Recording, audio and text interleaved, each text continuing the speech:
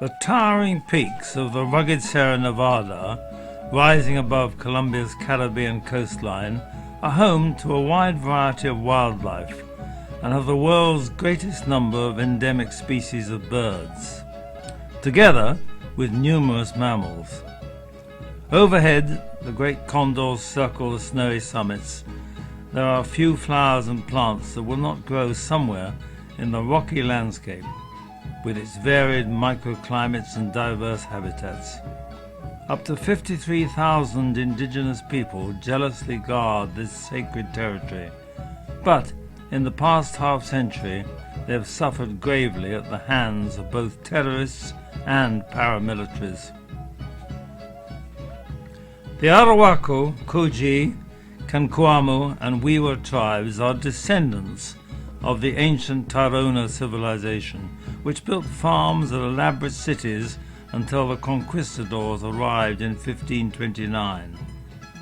The ruthless Spanish enslaved all they could catch and forced the survivors to flee into the snow-tipped peaks and valleys of this little-known wilderness. Whilst the invaders conquered and destroyed the ancient civilizations to the south, the Tairona managed to live on amongst their remote temples, supported by their unique farming. Those in the southeastern region of the area are the Wiwa. The Wiwa use the poporo when they chew the leaf of the cocoa bush. They place powdered seashells in the gourd and then dip in a stick. Licking the stick gives them enough lime to activate the coca. Then they wipe the stick on the top of the gourd, gradually building up a yellow calc of lime and spittle. This becomes a thick deposit, sometimes 2 or 3 inches thick, in the form of a cap or a wheel. The coca leaf is the source of cocaine, but chewing it has a very different effect from ingesting the refined powder. The leaf is a little smaller and brighter than the leaf of a privet.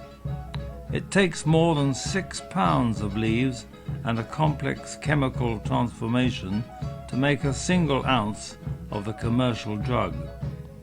The Wiwa chew constantly on small quids of the bitter dried leaves. In this tiny quantity, released very slowly, the coca acts as a mild stimulant and a medicine. It seems to reduce the effect of altitude sickness, and chewing the leaf dulls sensations. It stops one feeling tired or hungry and enables the Indians to walk long distances, work long hours, and go without sleep for nights on end. It's been used all over South America for at least 1,000 years. Thankfully, there is no evidence that chewing coca leaf or drinking coca tea is harmful. With the Wiwa, the poporo is a mark of manhood and is not used by women or children. The Tairona culture has left behind stunning gold artwork, stone and pottery artifacts, and an amazing network of brick roads covering the Sierra Nevada. This society has changed little in the past 5 centuries. Today, the direct descendants of the Tairona represent the most complete surviving civilization of pre-Columbian America. They are not hunter-gatherers or nomadic tribes, but people whose fields have been continuously cultivated for more than 1,000 years. They have their own unique cultures, which they strive to preserve. The Sierra Nevada is a very strange mountain. Steep and rugged, it rises straight out of the Caribbean. Its 2 peaks stand side by side, almost exactly the same height, nearly 19,000 feet above the sea and only 26 miles inland. This is the highest coastal mountain in the world. The Spanish never really subdued the mountain. Even today, parts of it are wrapped in jungle and is almost impenetrable. This was the area in which we were to work.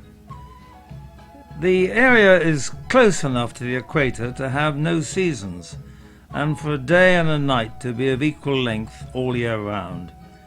Well watered by heavy downpours, the only change you notice in the course of the year is that there are 2 periods called summers, when less rain falls, one in June and the other between December and February.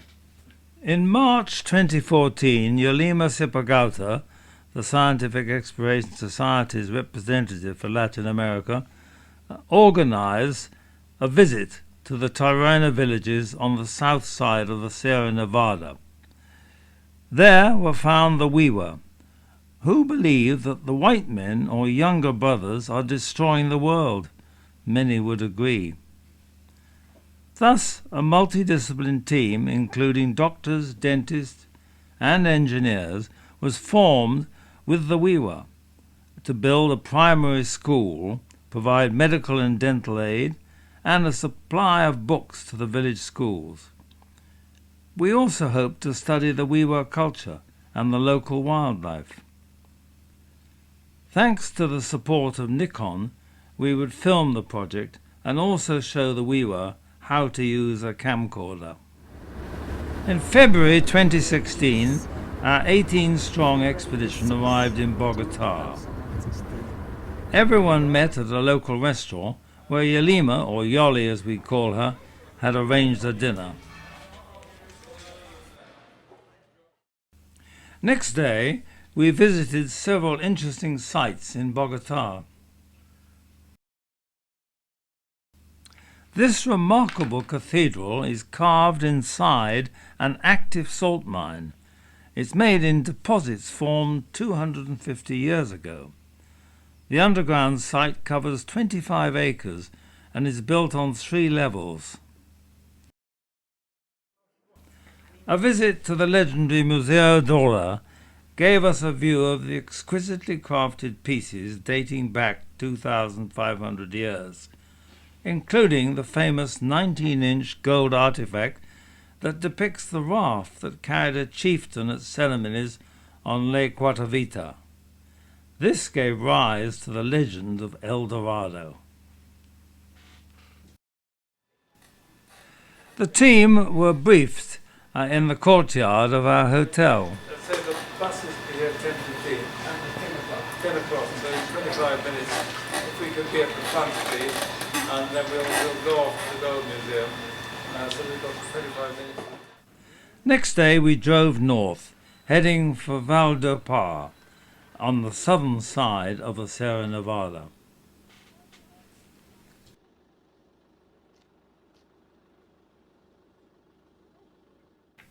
The Battle of Boyacá was between the army of Simón Bolívar, known as the Liberator of South America, and the Spanish royalist forces who were seeking to stop the rebellion of the colonial people.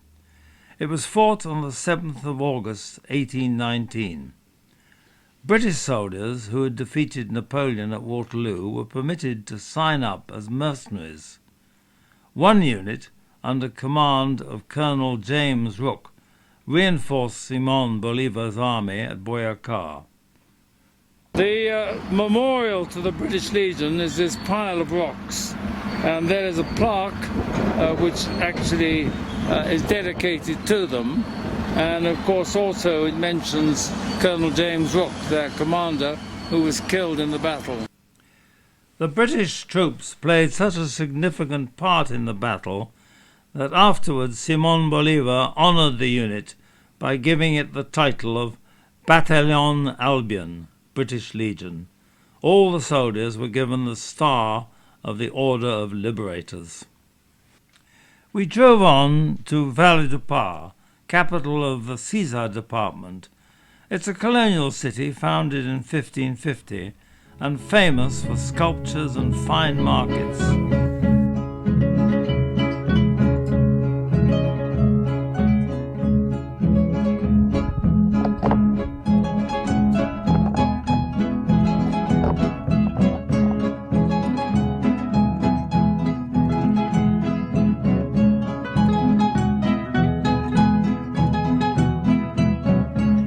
We were welcomed by Victor Loporino Mindola, the governor of the Wiwa.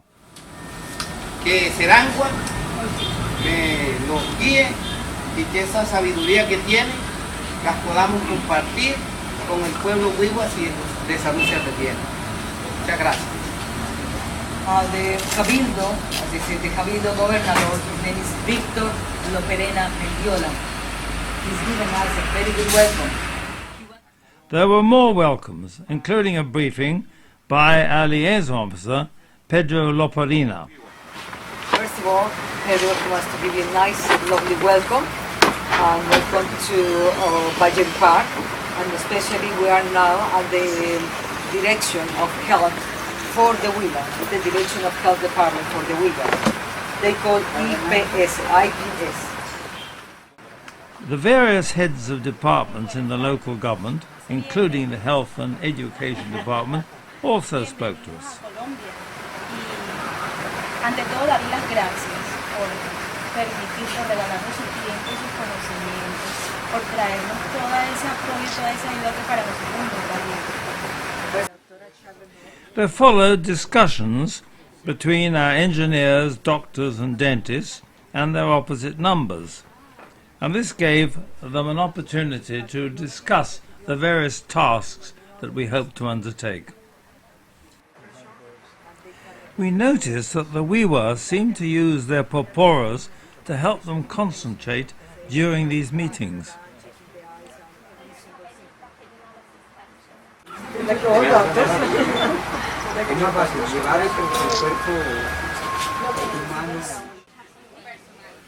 Under the guidance of Tom, our quartermaster, and Yoli, our convoy assembled. This was to take us further into the Wiwa territory. There were a few mechanical problems with some of the vehicles, not least the stores truck that was in a very poor state.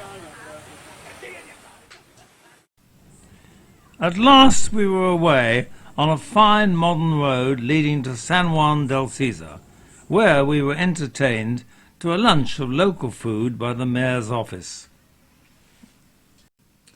Bob Atwater helped us with the communication using our invaluable Motorola radios to link up between the various vehicles. We are at Cintuqua. This is the series of cars that we are bringing. There is one. Arriving at Cintuqua, we began to feel the heat. The temperature had reached 32 degrees Fahrenheit. The local children watched us arrive, but went on playing happily.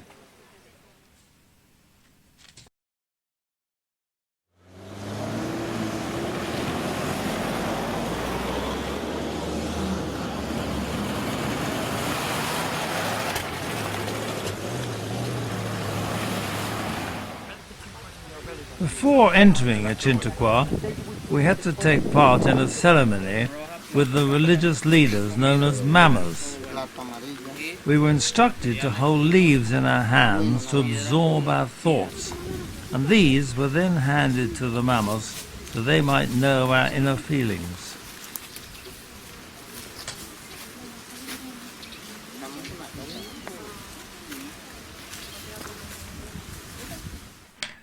Moving into the village hall, there were more speeches of welcome by Governor Victor and Pedro. Then, to our surprise, a Colombian colonel appeared with a group of well-armed soldiers.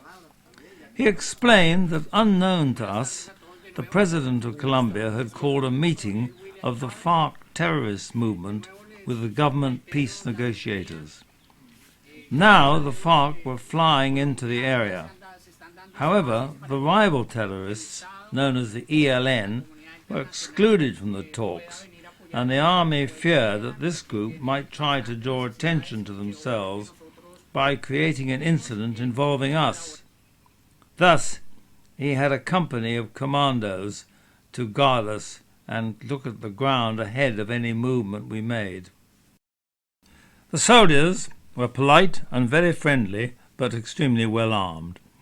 Their task was to go ahead into the areas that we wished to explore before we went there to make sure there were no nasty surprises. They'd even brought along a friendly Labrador sniffer dog to look out for mines.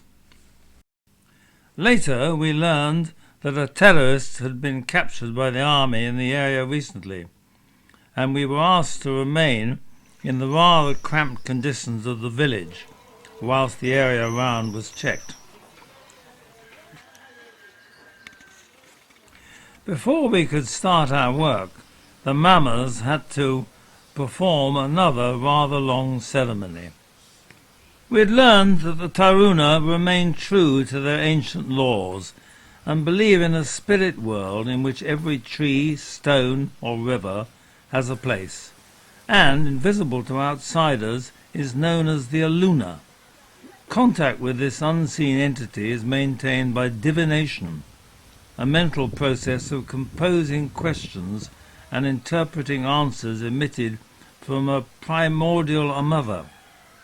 One is tempted to compare it with the reading of tarot cards or tea leaves. The mamas are in effect the priests, magistrates, healers and counsellors that have undergone many years of training to use divination.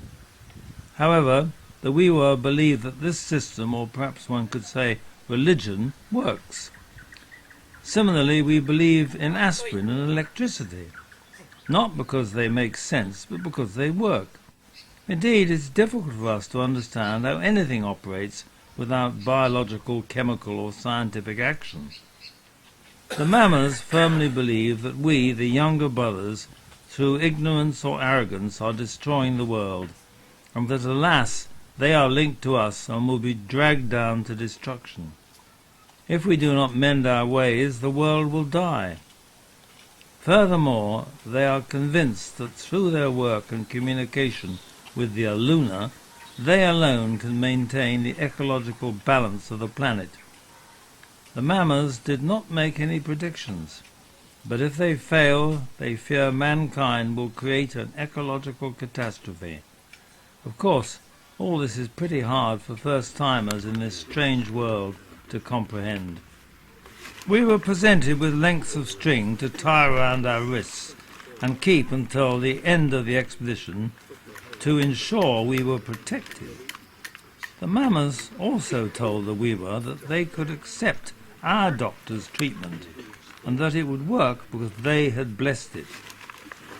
Above all, the mamas hoped we would pass on their message to other younger brothers. Hazel set up a distribution point to give out reading glasses. Even the alcalde or mayor from San Jose came along for a pair.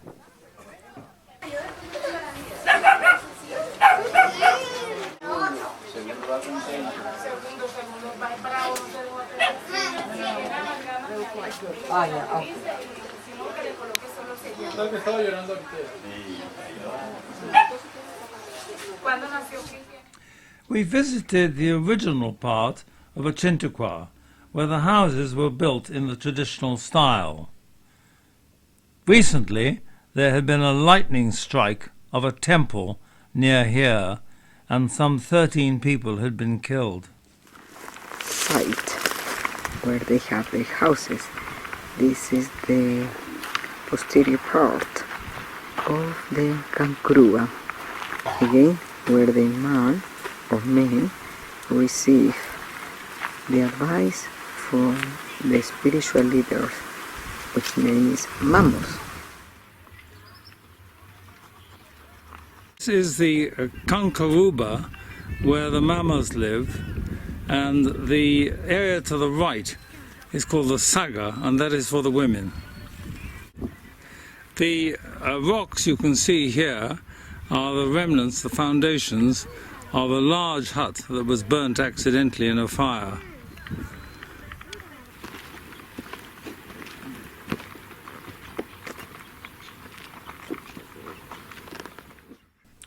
The Wiwa men have an interesting form of greeting. When they meet, they exchange coca leaf from their wonderful decorative baskets.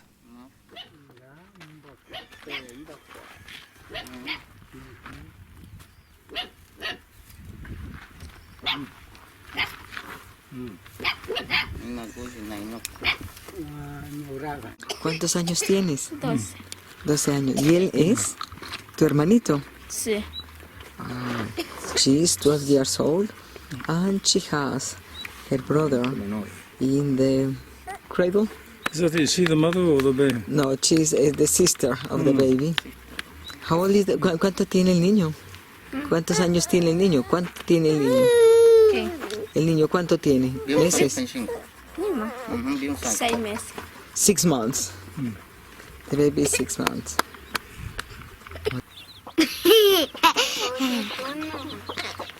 She has a teddy bear already. Yeah. Están haciendo mochilas. Sí, Para nosotros. sí, para venderle. Para vender, claro que sí. Y vamos a comprarles.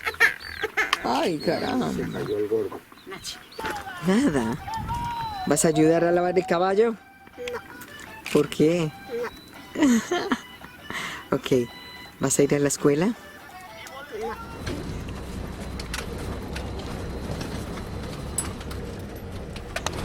So we drove west to the village of Sabana Grande.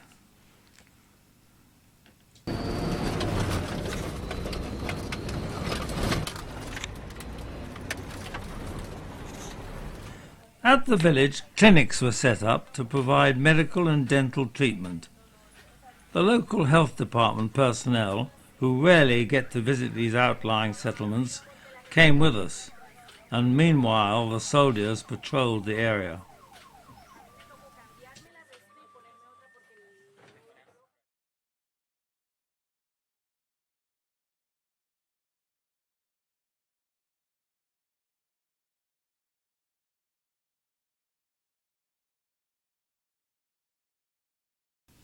Following dentistry, the children were given teddy bear puppets and encouraged to protect the local wildlife. These puppets had been made by dedicated groups of ladies in England. The village had no well, so we did some dowsing to see if there was any evidence of water, sadly to no avail. Whilst the children were waiting for treatment, we did our best to amuse them and gave out crayons and school books, which are much appreciated. Hula hoops and balloons were a great success, as they always are.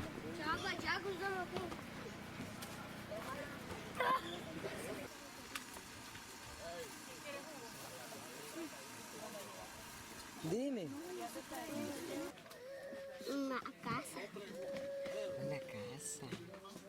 We even got the children drawing elephants. Hey.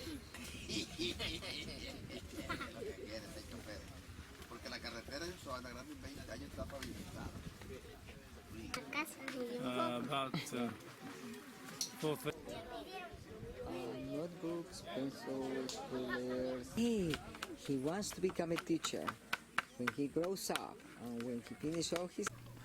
Back at Achintakwa, we'd moved into the secondary school, which was empty for the holidays, and Colin very kindly took over the organisation of the messing.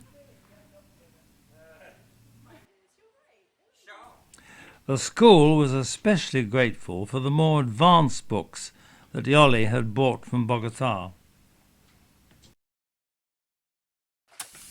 A local farmer arrived and thanked us for coming to help the village, and took us to see his coffee farm, of which he was very proud.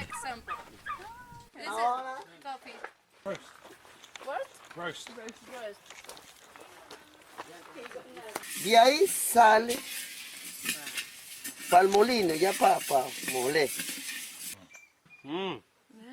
Haciendo, o sea, Sí, el ejemplo, el resumen. ¿Resumes? And your picture. Guided by Pedro, we then visited the hamlet of La Cireto. In the river bed, we found an extraordinary rock, a massive rock, with strange carvings on the face. It's said to be a sacred place. We're not sure what it was originally intended for, or whether these carvings are man-made or natural. It reminded me of Samaipata in Bolivia, where blood channels were carved into the rock, and a sacrifice was made on the top so the blood could flow down through the channels. But that may be pure surmise. I don't know whether that's the case here.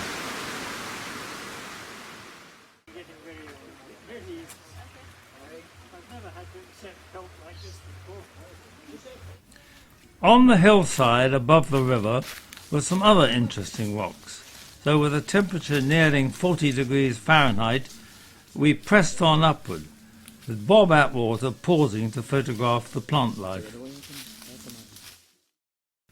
We did not pause beside the hornet's nest, but the only other wildlife we saw were some rather colourful lizards.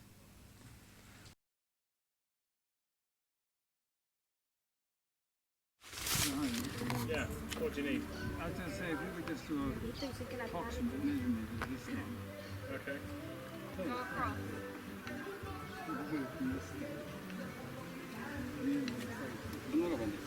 At the small hamlet of La Serreta, we found a number of strangely carved rocks.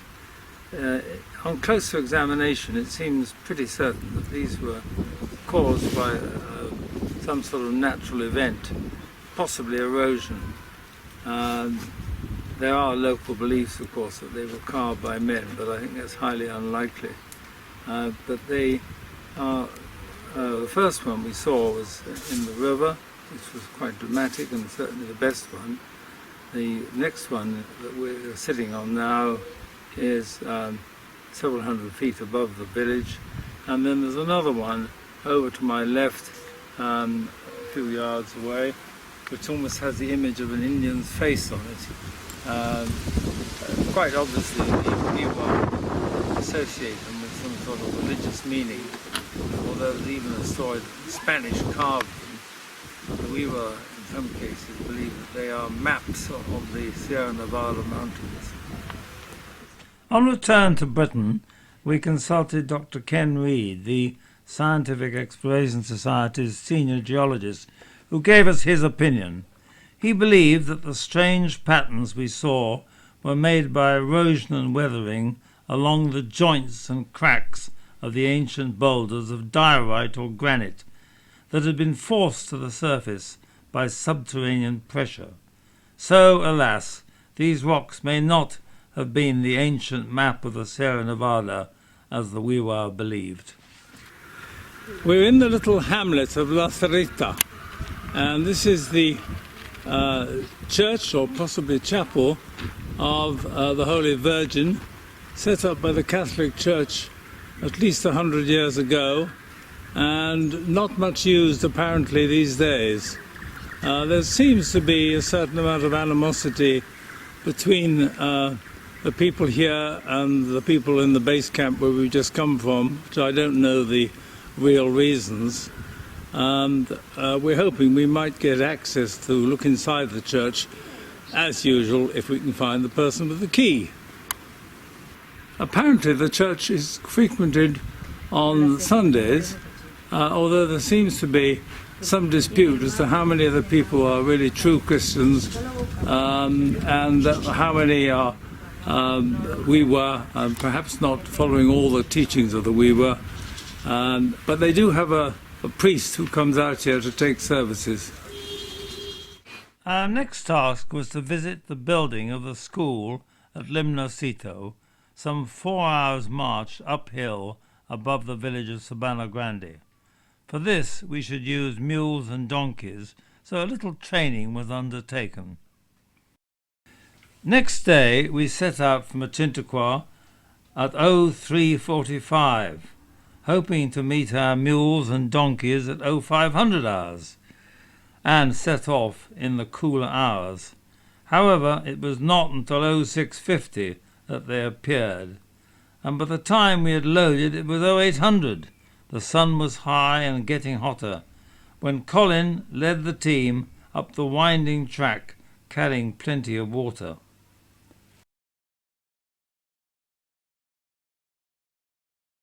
The team made good progress and reached the village by noon, to be met by the local people wearing their Sunday best clothes.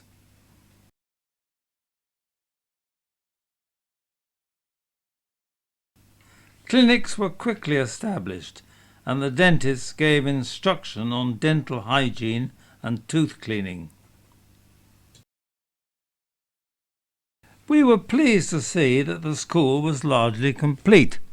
However, there was still some further work to be done. It had been quite a task to bring all the material up the hill using men and mules. The building of the school was thanks to the Newport Uskmouth Rotary Club, who provided the funds. School books, also provided by the Rotarians, were distributed.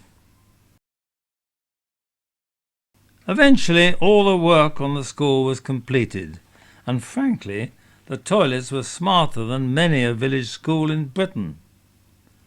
The headmaster was very proud of the new classrooms, 2 of which had been built to house the 45 children at the school. So we moved on to our next task site, at the village of La Pena de los Indios, about an hour north of Achintequa. We had intended to reach El Machin, but the road deteriorated and grew very steep. The old stores truck could not make the gradient and almost overturned. Furthermore, the skills of some of our drivers left us rather worried, so we turned back to the La Pena hamlet to make a base at the clinic.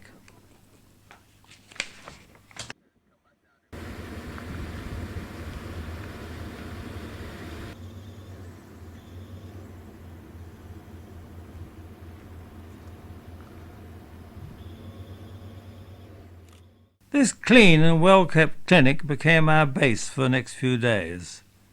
It provided a very nice room in which our ladies made camp.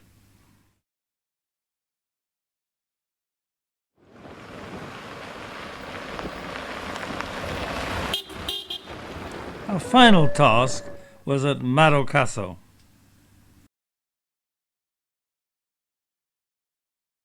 The Wiwa do not have any engineers, and thus we were called upon to advise and design water systems, schools, clinics and bridges. Tom and Tim produced some useful designs. Julian, our leading civil engineer, led our engineers and, as a Spanish speaker, proved especially useful. Colin was pretty good at testing some of the existing crossings. At Marocaso, the suspension bridge would not take cars, so having first sent the intrepid Ian Gardner in to test the depth, we drove through. We then learned that a group of ELN terrorists were only a few kilometers north of the village, and thus the children brought their desks and gathered in Marocaso, where the army sent out protective patrols. Here we ran a short geography class. This is a map of the world. Este es el mapa del mundo. And you are living where? Who knows where you are living? A ver, alguien me va a señalar en el mapa en dónde estamos ahora, dónde vivimos, en qué país vivimos. Colombia. Colombia. Come and show me where Colombia is. ¿Quién me va a mostrar dónde es Colombia en este mapa? Vamos.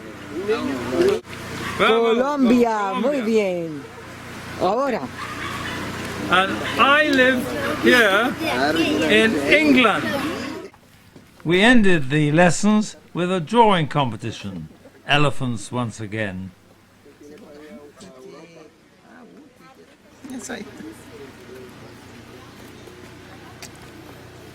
Hágale, hija, la colita. Eventually, the desks had to go back to the schoolhouse.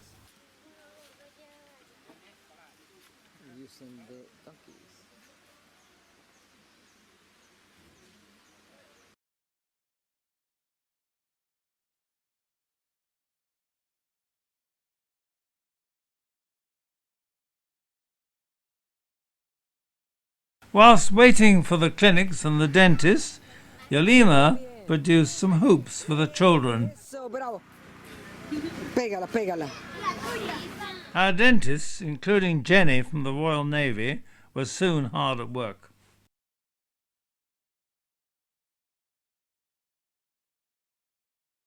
Our military escort were especially interested in the cloth splash map, especially made in Britain for the expedition. However, their machine gun was never far away.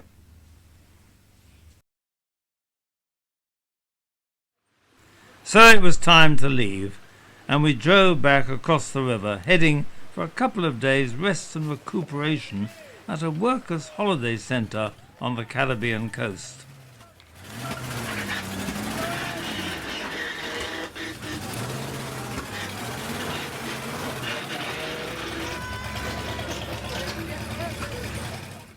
The main road runs parallel to the Venezuelan border. The economy in Venezuela is in a terrible state. Many of Colombia's neighbours had come over the border to sell cheap petrol at the roadside to raise funds with which to buy food to take home. Colombian armoured cars and troop carriers were stationed at roadblocks in case of any armed incursions.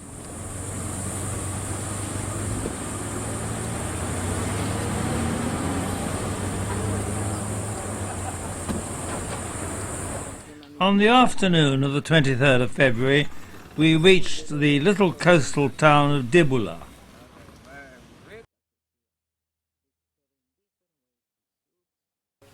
It was quite a relief to find this spotlessly clean holiday centre awaiting us, and it was almost empty. Here we spotted one of the very few snakes we saw. Apparently it was quite harmless. After our time in the arid hills, these water slides and pools were especially welcome.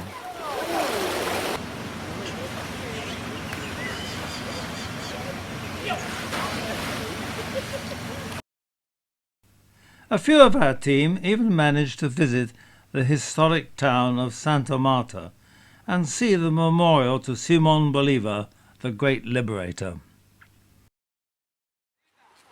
At the beach, a freshly caught barracuda was being descaled.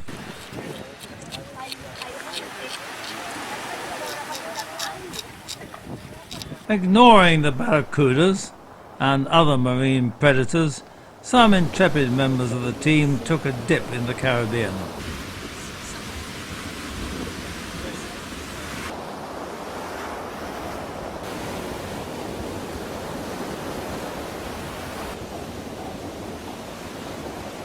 Back at the centre, Tom did his customary address to the haggis. This was kindly provided by Staley's Quality Foods in Scotland. This is the traditional burn supper that we hold at the end of all our expeditions.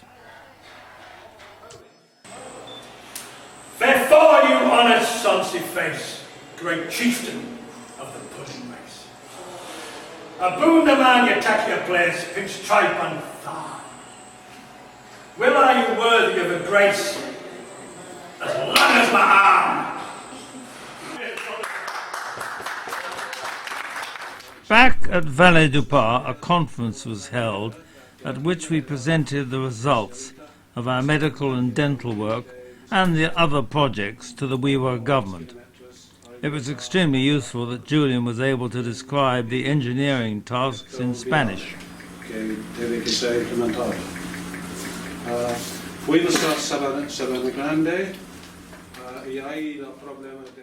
As a result, the mayor of San Juan del Cesar agreed to fund some of the projects for the Wiwa communities. It was indeed a very positive ending, and hopefully that we will receive more financial support and health care in the future. Despite the constraints imposed on our deployment, we had accomplished the majority of our task to aid these unusual people, and been privileged to go where few foreigners have been before. The Wiwa thanked us profusely, and really seemed to have appreciated our efforts. They also presented us with several proposals for future aid, in the hope that we might return. Thanks to the support of Nikon UK, Danielle was able to advise the Wiwa on the use of video, and thus they should now be able to record their culture. Our time with this indigenous tribe had been like a visit to a different world, and due to the support of the Newport Uskmouth Rotary Club, we'd built a school that continues to thrive and will make a valuable contribution to the lives of future generations of the Wiwa. Perhaps we too have been educated and may be able to pass on some of the Wiwa messages to the younger brothers.